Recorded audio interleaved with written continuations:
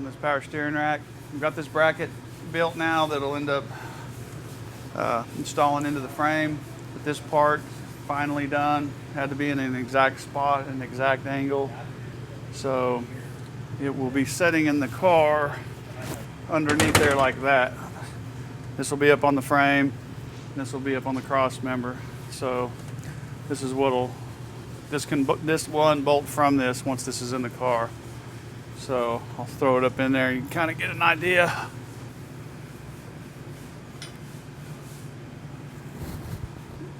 A roundabout way, that's where this will be. So once this bracket is attached on the sides of the frame, K-member, then it'll be able to just be unbolted. So once we get this in place, we'll start tearing these hubs apart, start working on the disc brake conversion, and then we'll move back to the steering column, and there's where we are so far. I gotta turn them bolts around or we won't be able to get this bolt out.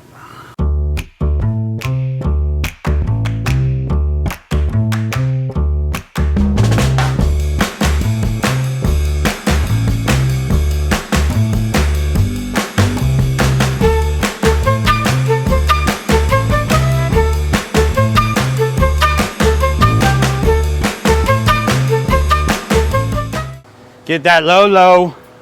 That's on.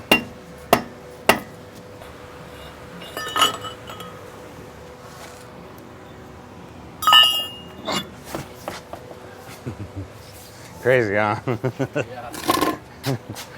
One big lug nut. Gonna replace the upper and lower control arms, ball joints, bushings with chrome reinforced stuff. It's called a Porta Power.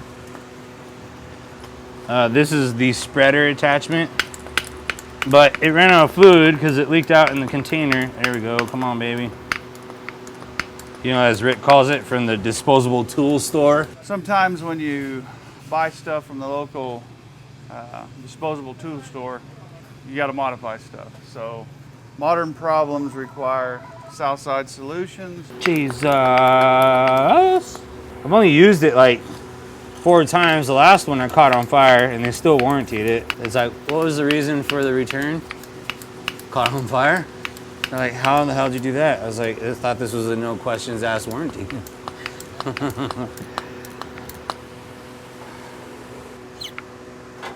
Boink.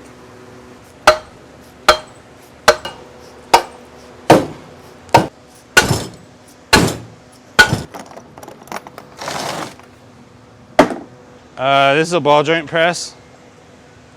Just trying to squeeze these ball joints back in without killing this damn control arm.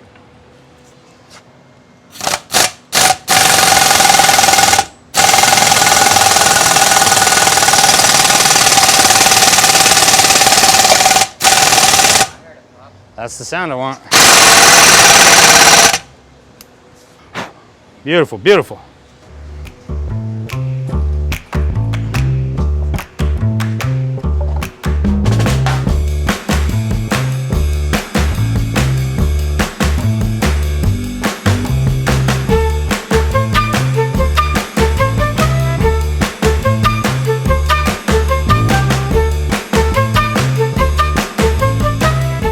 So this here bike is a wreck. We do a lot of those here. He got pretty much the front of his bike ran over by a 7-Eleven delivery driver with no license. So he got it covered on his insurance, and he got a whole new front end, new forks, new fork lowers,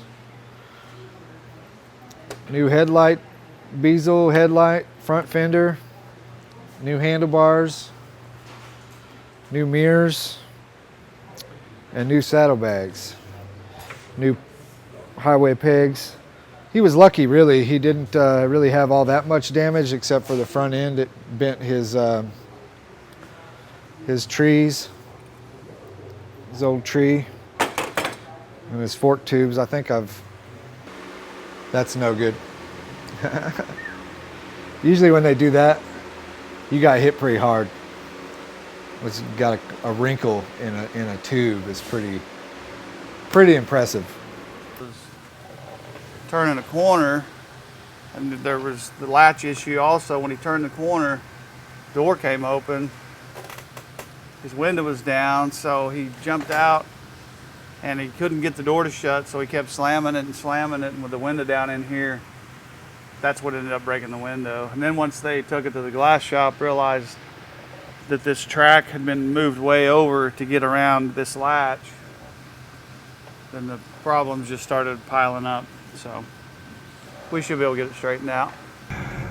Everything's squared away. Had to change some of the internal hardware on the latches and where the cable for the solenoid comes up, and the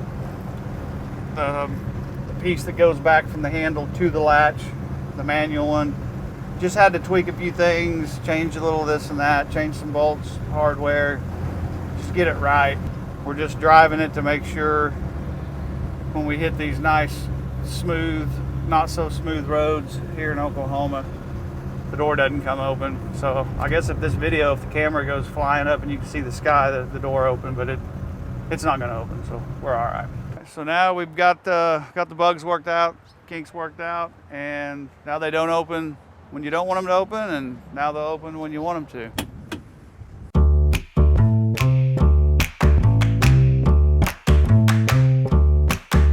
I'll hold your back.